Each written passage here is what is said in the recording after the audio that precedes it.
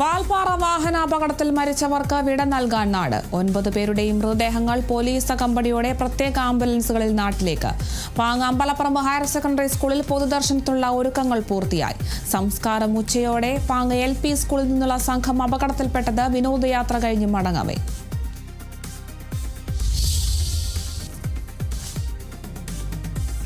വാൽപ്പാറയിലെ വാഹനാപകടത്തിൽ പരിക്കേറ്റ 4 പേർ ചികിത്സയിൽ തുടരുന്നു. ചികിത്സയിലുള്ളത് 3 കുട്ടികളും വാഹനത്തിന്റെ ഡ്രൈവറും. നൌഷാദ്, ഷഹദീൻ, മുഹമ്മദ് ഫായിസ് എന്നിവർ കോയമ്പത്തൂരിൽ ചികിത്സയിൽ. 11-കാരി മസ്നീനെ പെരിന്തൽമണ്ണയിലെ ആശുപത്രിയിലേക്ക് മാറ്റി. ഡ്രൈവർ മുഹമ്മദ് ഫായിസിന്റെ നില അതീവ ഗുരുതരം. അപകട കാരണം വിശദമായി അന്വേഷിക്കുമെന്ന് അധികൃതർ.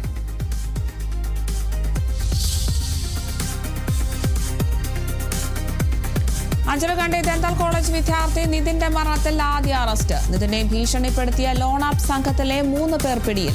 സൈബർ പോലീസ് സംഘം പിടികൂടിയത് ഉത്തർപ്രദേശിലെ നോയിഡയിൽ നിന്ന്. മരണത്തിന് തൊട്ടു മുൻപ് പ്രിൻസിപ്പലിന്റെ ഓഫീസിൽ നിന്നുള്ള നിതിന്റെ ദൃശ്യങ്ങൾ പുറത്ത്. ലോൺ ആപ്പിനെ കുറിച്ച് സംസാരിക്കുന്നത് CCTV ദൃശ്യങ്ങളിൽ.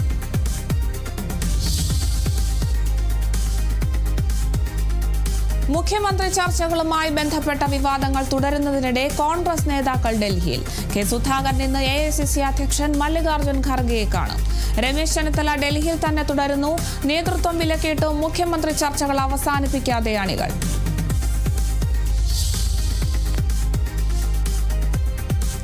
തമിഴ്നാട്ടിൽ പ്രചരണം കൊഴുപ്പിച്ച് മുന്നണികൾ. പ്രധാനമന്ത്രി നരേന്ദ്രമോദിയും രാഹുൽ ഗാന്ധിയും ഇന്ന് പ്രചാരണത്തിനെത്തും.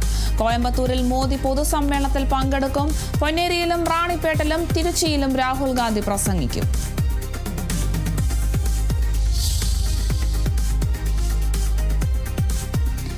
IPL-ൽ കൊൽക്കത്ത നൈറ്റ് റൈഡേഴ്സിനെ പരാജയപ്പെടുത്തി ഗുജറാത്ത് ടൈറ്റൻസ്. 181 റൺസ് വിജയലക്ഷ്യം 5 വിക്കറ്റ് നഷ്ടത്തിൽ മറികടന്നു.